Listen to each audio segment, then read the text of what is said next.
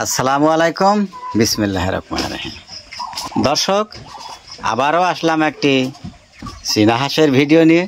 কথা হয়েছে দর্শক, চীনা হাঁস যখন উড়াউড়ি করে তখন বুঝবেন যে এখন ডিম পাড়ার সময় হয়েছে। ডিম পাড়ার সময় হয়েছে।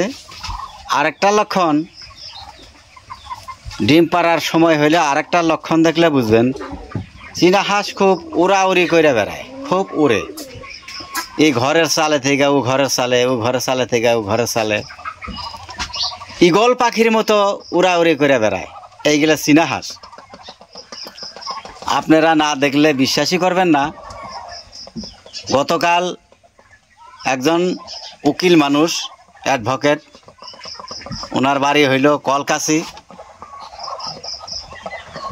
ওই বেচারা আমাকে বলল, আমার ভিডিও দেখে ফোন করছিল, কয় ভাই আপনার ভিডিও দেখে সবসময় দেখে থাকি,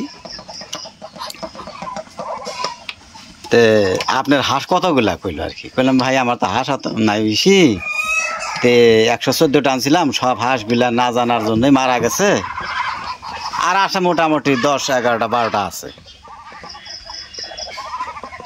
তে ওই বেচারা কইল আর কি যে আমার আছে 5টার মধ্যে হঠাৎ করে একটা মাতৃ হাঁস দেখি না। তে তখন ওই কথাটা চিন্তা হইল আমার, আমি যে চাচার কাছে হাঁস আনছি, এই চাচা কইছে যখন হাঁস বেশি উড়াউড়ি করে, উড়া বেড়ায়, তখন জানবা যে হাঁস কিন্তু ডিমে আসবো। তখন করবা কি, এই যে ফাঁকাটা আছে, এই ফাঁকাটা, এই যে ফাঁকাটা, এই এই এই সাইটের কয়েকটা রাইখা দিয়ে, 3টা 4টা রাইখা দিয়ে, এই মাঝখান থেকে এইরকম কয়েকটা কাটা দিবেন যা, তখন কোনো ক্ষতি হব না। আর যদি বেশি করে কাটা দেন, তখন কিন্তু হাঁসগুলা যখন ডিম দিব তখন উষুম দেওয়ার জন্য, গরম দেওয়ার, হিট দেওয়ার একটু অসুবিধা হবে।